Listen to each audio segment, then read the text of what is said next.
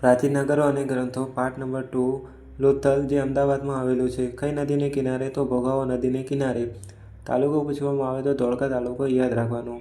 આ એક વેપારી બંદર હતું અને તે વખારો અને મણકાની ફેક્ટરી પણ ત્યાં જોવા મળી હતી.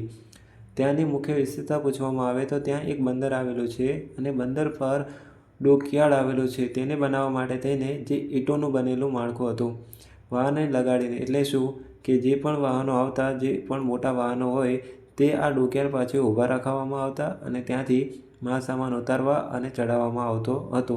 તો આ વસ્તુ યાદ રાખવાનું કે લોથલ જ્યાં મોટામાં મોટું બંદર હતું, જેનો વેપાર મેસોપોટેમિયા જેવા દેશો સાથે પણ થતો હશે. ધોળાવીરા કચ્છ જિલ્લામાં આવેલું છે. એક આ લાઈન યાદ રાખવાની. ધોળાવીરા ક્યાં આવેલું? કચ્છ. કચ્છના કયા તાલુકામાં આવેલું? તે ભચાઉ તાલુકાની અંદર. અને ક્યાં આવેલું છે? તો ખડીર બેટમાં આવેલું છે. તેની વિશેષતા પૂછવામાં આવે તો બંને વિશેષતા યાદ રાખવાની કે વરસાદના પાણીના સંગ્રહની વ્યવસ્થા એક વિશેષતા એવી અને બીજી કે સ્ટેડિયમ, ત્યાંથી સ્ટેડિયમ મળી આવેલું છે. જે અત્યારે ક્રિકેટ રમીએ છીએ તે કોની દેન છે? તો કચ્છ યાદ રાખવાની. કચ્છનું ધોળાવીરા યાદ રાખવાનું. તથા તે 3 ભાગમાં વિભાજિત છે. કેટલા ભાગમાં વિભાજિત છે? ધોળાવીરા 3 ભાગમાં વિભાજિત છે. આની પહેલાં જે પણ નગરો હતા એ કેટલા ભાગમાં વિભાજિત હતા? 2 ભાગમાં. એક ઉપલું નગર અને એક નીચલું નગર. અહીં 3 ભાગમાં વિભાજિત છે. એક કિલ્લો, બીજું ઉપલું નગર અને ત્રીજું નીચલું નગર. રાજસ્થાન. રાજસ્થાનની અંદર કાલીબંગન આવેલું છે. કાલીબંગન ક્યાં આવેલું છે? રાજસ્થાનમાં આવેલું છે અને જે કૃષિ ક્રાંતિ માટે પ્રખ્યાત છે.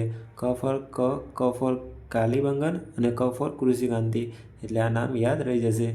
અને કૃષિ ક્રાંતિ એટલે ખેડેલા ખેતરના અવશેષો મળી આવેલા છે અને તાંબાના ઓજારો મળી આવેલા છે.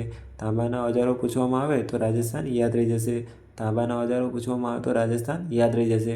ધોળાવીરા કે તો કચ્છ ખડીર બેટમાં આવેલું હોય. તાલુકો ભચાઉ યાદ રાખવાના. તથા 3 ભાગમાં વિભાજિત છે અને તેની વિશેષતા પણ બંને યાદ રાખવાની. એમાં ખાસ કરીને સ્ટેડિયમ યાદ રાખવાનું. ડોકયાર્ડ પૂછવામાં આવે તો લોથલ યાદ રાખવાનું અને ઈંટોનું બનેલું માળખું યાદ રાખવાનું. માલ સામાન ઉતારવા ચડાવવા માટે ડોકયાર્ડનો ઉપયોગ કરવામાં આવતો હતો. એક આ વસ્તુ પણ યાદ રાખવાનું. વેપારી બંદર હતું અને વખાર અને મણકા બનાવવાની ફેક્ટરી પણ ત્યાંથી મળી આવેલી છે. નદી મોસ્ટ આઈપી કઈ નદીને કિનારે? ભોગાવો નદીને કિનારે મળી આવેલું છે.